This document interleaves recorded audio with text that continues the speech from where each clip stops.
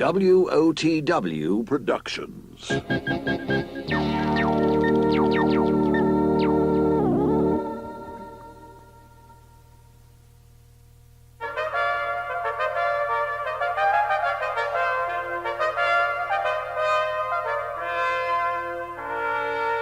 This is the official story of a royal wedding between Prince Harry and Meghan Markle. You can read along with me in your book. You'll know it's time to move on to the next part of the story when you hear the chime of Big Ben. Like this. Joining us on our adventure will be Tarby the Wizard. When you hear him wave his magic wand, be sure to keep listening. Oh, that's absolutely right. When you hear my wand sparkle like this, keep your ears peeled because I shall be sharing some exciting hidden secrets and surprises. Okay, let's go! Whee! Let's begin. Now, move to part 1.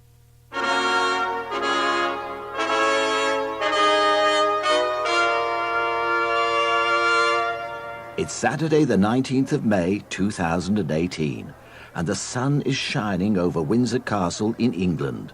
Prince Harry is set to wed the love of his life, American actress Meghan Markle. Like billions of other people from across the world, newlyweds Chuck and Norma Randolph from the United States have travelled to England especially for the event. They're soaking up the wonderful atmosphere and are hoping to catch a glimpse of the royal couple. What a special day. I'm so glad we could make it over to Windsor, said Norma. Too right, honey. I wouldn't miss seeing my boy Harry tie the knot for the world, replied Chuck.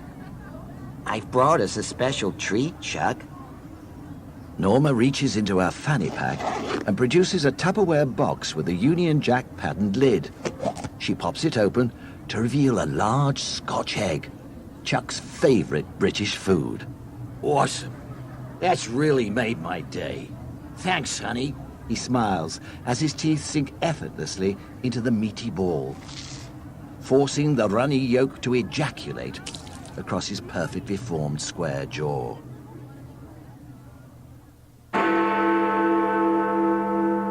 Now move to part 2. At 8 a.m., Prince Harry is given his new title, the Duke of Sidcup, by his grandmother, Her Majesty the Queen, to mark his forthcoming marriage. Are you feeling all right, my darling Harry? You look a little pale, asked the Queen. It was my stag party last night, Grandmother, and well, one might say a chap's got a little carried away. Bloody good show, old boy. I've handcuffed a smurf to you, Harry. Stab him in the face, Harry, like the old days. I paid good money for that totty.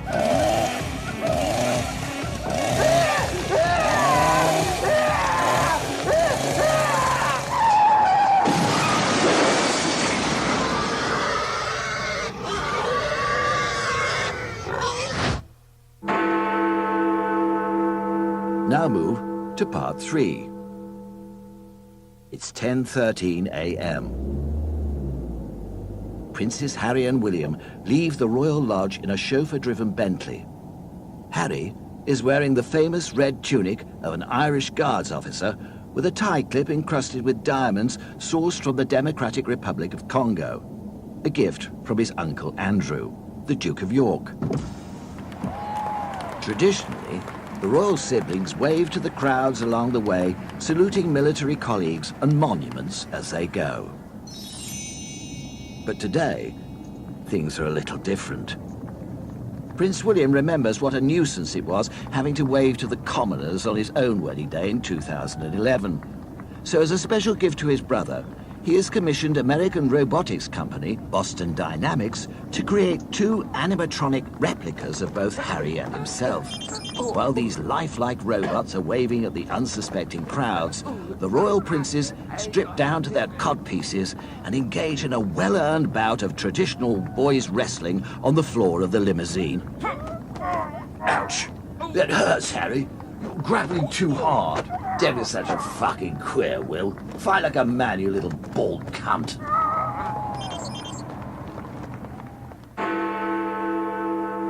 Now move to part 4. 10:30 a.m. in the Royal Adelaide Hotel penthouse suite. Meghan Markle is looking radiant, with hair and makeup fit for a princess. The time has finally come to put on her beautiful wedding dress. She takes a deep breath and asks for a moment alone to gather her thoughts as she enters the royal dressing room.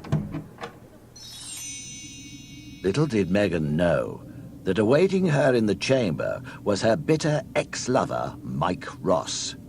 2 years earlier, Mike and Meghan had been quite an item, and Mike had treated her to a romantic break in London with the intention of asking for her hand in marriage. Mike had only recently recovered from witnessing the brutal murder of his beloved grandma, Joyce Ross, at his LA apartment in 2015. Proving his innocence to the LAPD had been incredibly costly, but things were finally looking up for Mike, and he was now ready to build his future with the lovely Meghan. He had decided to propose to her at the exclusive Central London Members Club, Soho House. Months had been spent meticulously planning the surprise, and he had even managed to convince the manager at the club to hide the precious wedding ring inside a glass of Meghan's favorite Los Angeles cocktail, the Sunset Slammer. The ring itself had been in Mike's family through many generations and had been worn by his great-grandmother, Pearl Ross, aboard the doomed maiden voyage of the RMS Titanic in 1912. Sadly, Pearl had perished that night, along with many other unfortunate passengers, and the Ross family never thought they would see the ring again. That was until 89 years later, when scuba diving legend Frankie the Frog Reeves managed to recover the ring from Pearl's sunken corpse with a hacksaw during his notorious 1991 expedition to the Titanic wreck site. Frankie the Frog Reeves was a noble gentleman and promised to return the ring to the Ross family on the condition that a member of the family complete one of his famously eccentric challenges. So, in 1993, on an icy February morning at Frankie's old sea ranch in Portland, Maine, Pearl Ross's eldest daughter, Joyce, accepted the challenge. As the waves crashed against the rugged shoreline, Frankie explained that 81-year-old Joyce would be lowered into a water tank, then saddled atop his toothless pet bull shark named Jenny. If she was able to ride the shark for 1 whole minute, she would finally win back her mother's lost wedding ring. Fortunately, Joyce had been raised on a Kentucky farm in the 1920s, and so knew a thing or two about taming a wild bucking beast. After watching Joyce effortlessly ride Jenny the shark for over 2 hours, Frankie finally conceded defeat by scooping his eyeballs out with a rusty spoon. Some years later, now aged 103 years old, Joyce Ross lay gasping for her life on the floor of her grandson Mike's LA apartment. She knew the time had finally come to pass the ring on to the next member of the Ross dynasty. Between the coughs of blood, she pulled her dear grandson closer and whispered delicately into his ear. Mikey, when your true princess comes along, you give her this ring and ask her to marry you. You hear me, boy? Unfortunately, only 1 year later, the hand of fate would deal Mike Ross a devastating blow. In 2016, at Soho House Members Club in London, whilst Mike Ross was stood alone in the lavatory, summoning the courage to ask his Princess Meghan Markle to be his wife, a rugged, yet pasty ginger prince named Harry entered the building. Prince Harry, being a keen hunter, immediately moved in on his prey, and within minutes had lured the lovely Meghan into the VIP area for a drink and a spot of karaoke. Mike never saw Meghan again, until now. Back in the royal dressing room of the Adelaide Hotel in Windsor, It was a real shock for Meghan to see Mike again after all this time, especially on her wedding day. How he had managed to slip past the royal security guards was a mystery in itself. But weirdest of all was the fact that he was strutting around the room wearing her precious wedding dress, whilst violently eating a Cadbury's double-decker, obviously raided from the hotel minibar. What are you doing? Oh, God. I'm sorry, this looks awful. The Mike that I know and the Mike that I fell for, he wouldn't do this. You don't understand what I have lost. Because it's everything. Everyone that I love. Trevor, my grandmother. I am not ready to lose you. Not today.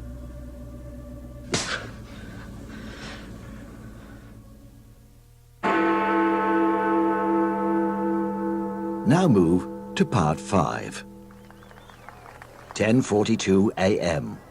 The Queen and the Duke of Edinburgh make their way down through Windsor Castle towards St. George's Chapel in time for the wedding ceremony. They briefly stop to greet the crowds below, lining the streets waving Union flags. At this point, the Sovereign and Duke decide to partake in a contest known as Wetting the Lily. This tradition, dating back to the reign of King Henry VIII, involves placing freshly picked cabbage leaves inside 2 pewter tankards, which are then firmly strapped to the respective royal anuses. The couple must continue waving to the patriotic idiots below as they try and ferment the cabbage leaves using only their anal vapors. The following day, the soggy leaves are removed from the tankards, then boiled down into a scrumptious hot beverage and served to the royal guards as a thank you for their service to the crown. Turn the tape over now. Okay, Des, just take a short break there, please. All right, Mr. Copperpot. Can I interest you in a nice cup of tea and a bouquet? Oh, hello, my love. Cup of the old Rosie Lee would be most kind. Could I get a little something to jazz up my brew, if you catch my drift? How do you mean, Mr. Copperpot? Well, Mr. Copperpot needs his medicine, do you see? So could you pop a wee nip of bells in my cuppa, dear boy? What do you think? I'd say a ratio of 50-50 ought to do the trick. Whatever you want, Mr. Copperpot. Excellent news. I spotted a rather fine-looking off-licence just over the road. Would you be so kind as to nip over there for me? Right you are, Mr. Copperpot. Back in a sec. Thank you. What a fine young man. Now move to part 6. 11 a.m. and the bride arrives in a Rolls-Royce Phantom 6 with a glass roof, so fans can catch a glimpse of her much-anticipated dress. She is accompanied by her father, Thomas Markle, winner of the California State Lottery in 1990. Meghan is still a little shaken from being confronted by her ex-boyfriend Mike earlier, but she's putting on a brave face and is almost able to completely ignore the stench coming from the skid marks he has left all over her bridal gown. Royal Security Services Commander Sergeant Dennis Jeffries has assured Meghan that adequate measures will be undertaken to safeguard against Mike Ross disrupting the day's proceedings any further. As a precaution, he has issued her with a state-of-the-art earpiece so that he is able to communicate with her at all times. Just to let you know, we've taken Mr. Ross into custody, Miss Markle. You won't be hearing from him again. Have a good day, and congratulations from all the boys. Now move to part 7. 11:20 a.m. Prince Harry and Meghan Markle are about to be pronounced husband and wife by the Archbishop of Canterbury. As the Archbishop delivers the final words of his ceremony, he can't help remembering that unforgettable summer of 1965 spent swimming naked with his cousin Malcolm in the lake behind Aunt Margaret's cottage. The Archbishop clears his throat. We are gathered here today in the sight of God. The royal couple look into each other's eyes, their love more powerful than ever. Harry turns his head slightly, revealing to Meghan that he too is wearing a Secret Service earpiece. He taps it twice and then cheekily winks at his bride. Suddenly, Meghan hears the voice of Sergeant Jeffries coming through her earpiece. On the floor, you soppy little wanker! I said on the floor, Yankee boy! Mike Ross is being pinned to the floor of a grotty police cell by Sergeant Jeffries and his men. He lets out a series of pathetic yelps as they beat him to death with their bare, meaty knuckles. I now pronounce you husband and wife. You may now kiss the bride. Harry, like all great hunters, has stalked and captured his prey. He takes a deep breath, cracks his knuckles, then sticks his prosthetic rubber tongue down Meghan's throat. Now move to part 8. 12:10 a.m. Harry and Meghan emerge from the chapel holding hands. They pause momentarily to smile and wave at their adoring fans. In the sky above, 7 RAF Tornado jet planes dazzle the onlooking crowd with a specially choreographed acrobatic display. The red-coloured trails from each plane write the words, "Congratulations, Harry and Meghan," across the sky. The wonderful red pigmentation of the trails is achieved by combining traditional jet fuel with the recently mutilated corpse of Meghan's ex-boyfriend, Mike Ross.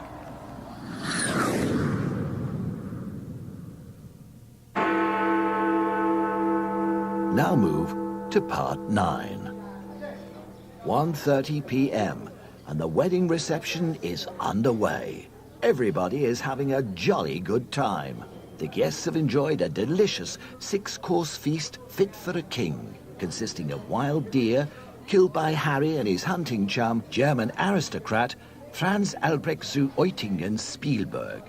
Also on offer was a sashimi platter, sourced from Zen Sushi in Beverly Hills by Meghan and her best friend, the human Ken doll, Rodrigo Alves. Suddenly, the sound of royal trumpet fanfare fills the opulent dining room.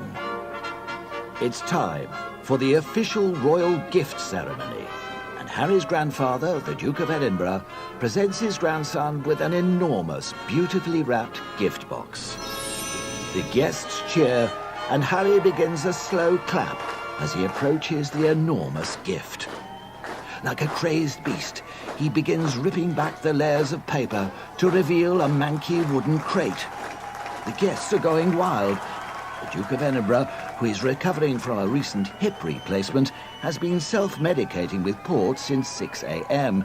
and is now frothing at the mouth with excitement. He hands Harry a brass crowbar, and the young groom cracks open the giant crate with a single confident flick of the wrist. The room falls silent as they bear witness to this truly phenomenal event.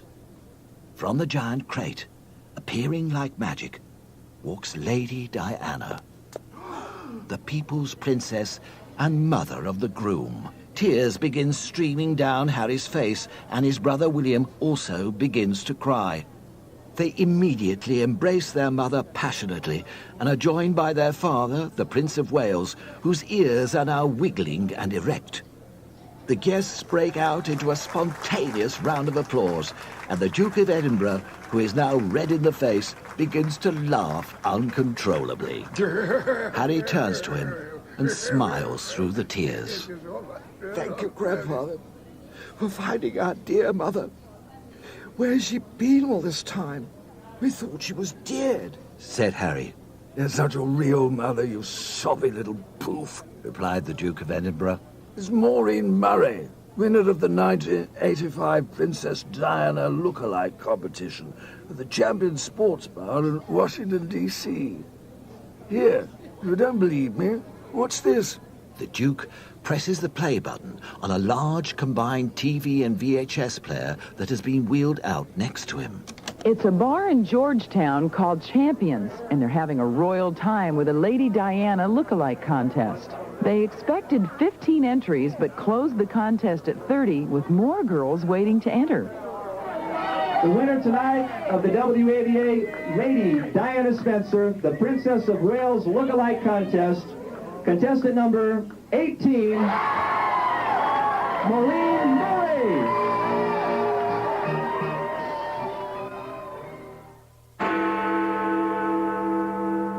Now move to part 10. 9 p.m. Chuck and Norma Randolph are back at their central London hotel after a thrilling day spent with the royal family. Norma is very happy, but also quite exhausted. All the excitement, combined with her type 2 diabetes, has really taken its toll. Honey, I'm beat. I think I'm going to have an early night, said Norma. Do you think you could give me the Chuck tuck? Of course, sweetie. Now lay back for me and close your eyes, replied Chuck. Chuck lovingly tucks his wife into bed so that only her head is poking out from beneath the 25% cotton sheets.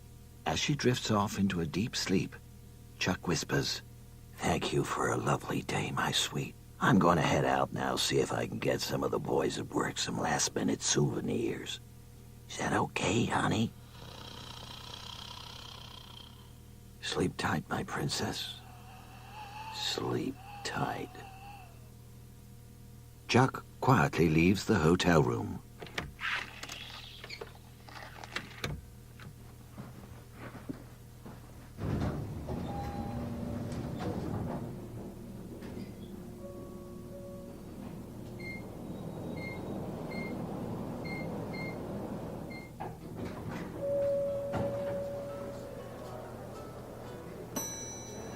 How can I help you, sir?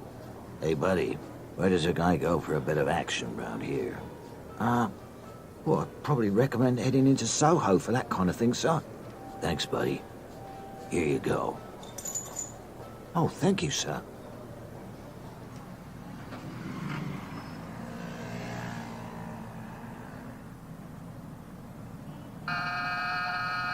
Coming up, sweetheart. Second floor.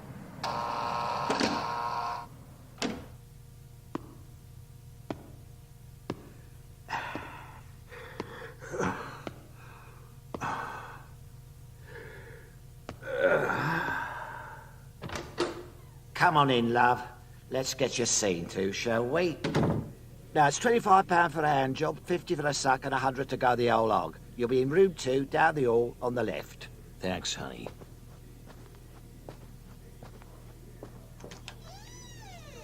Howdy, darling. Now, what you doing over there in the shadows? Let Uncle Chuck take a closer look at you, huh? That's it. Don't be shy. Come on, a little closer now. What the Sweet mother of God! What the hell are you?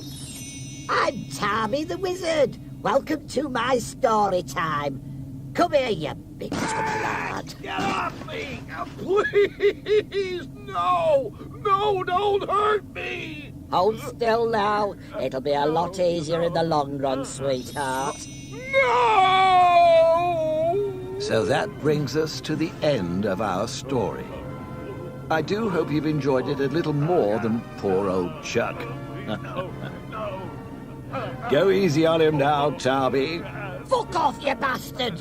Would you leave me be so I can get this done proper? Ooh! Ah! Whee!